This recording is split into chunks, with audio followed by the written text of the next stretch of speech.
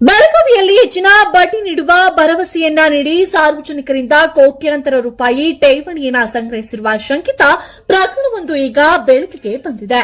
ಈ ಹಿಂದೆ ರಾಜ್ಯದಾದ್ಯಂತ ತೀವ್ರ ಸದ್ದು ಮಾಡಿದ್ದ ಶಿವಾನಂದ ನಿಲ್ಲಾವರ ಪ್ರಕರಣದ ಮಾದರಿಯಲ್ಲಿಯೇ ಈಗ ಮತ್ತೊಂದು ಕಂಪನಿಯ ವಿರುದ್ಧ ಸಾರ್ವಜನಿಕ ವಲಯದಲ್ಲಿ ದೊಡ್ಡ ಮಟ್ಟದ ಚರ್ಚೆ ಶುರುವಾಗಿದೆ.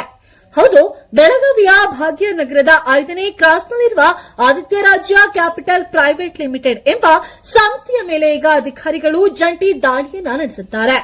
ಸಹಕಾರ ಇಲಾಖೆಯ ಎಸಿ ಶ್ರವಣ್ ನಾಯ್ಕ್ ಅವರ ನೇತೃತ್ವದಲ್ಲಿ ಸಹಕಾರ ಇಲಾಖೆಯ ಅಧಿಕಾರಿಗಳು ಹಾಗೂ ಪೊಲೀಸ್ ಸಿಬ್ಬಂದಿ ಒಳಗೊಂಡ ತಂಡ ಈ ಮಹತ್ವದ ಕಾರ್ಯಾಚರಣೆಯನ್ನು ಕೈಗೊಂಡಿದೆ. ಮೂಲಗಳ ಪ್ರಕಾರ ಈ ಸಂಸ್ಥೆಯ ಮುಖ್ಯಸ್ಥರಾಗಿರುವ ಮಹಾರಾಷ್ಟ್ರ ಮೂಲದ ಬಾಲರಾಜ್ ಮಾನೆ ಎಂಬುವರು ಗ್ರಾಹಕರಿಗೆ ಪ್ರತಿ ತಿಂಗಳು 5% ಹೆಚ್ಚಿನ ಬಡ್ಡಿ ನೀಡುವ ಭರವಸೆಯನ್ನ ನೀಡಿದ್ದರು ಎಂಬ ಆರೋಪ ಕೇಳಿಬಂದಿದೆ.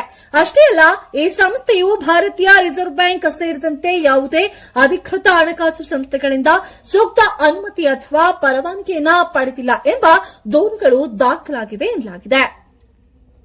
ಈಗಾಗಲೇ ವೆಬ್ಸೈಟ್ ಹಾಗೂ ವಿವಿಧ ಪ್ರಚಾರ ಕಾರ್ಯಕ್ರಮಗಳ ಮೂಲಕ ಸಾರ್ವಜನಿಕರನ್ನ ಆಕರ್ಷಿಸಿ ಕೋಟ್ಯಾಂತರ ರೂಪಾಯಿ ಹೂಡಿಕೆಯನ್ನ ಸಂಗ್ರಹಿಸಲಾಗಿದೆ ಎನ್ನುವ ಮಾಹಿತಿ ಲಭ್ಯವಾಗಿದೆ.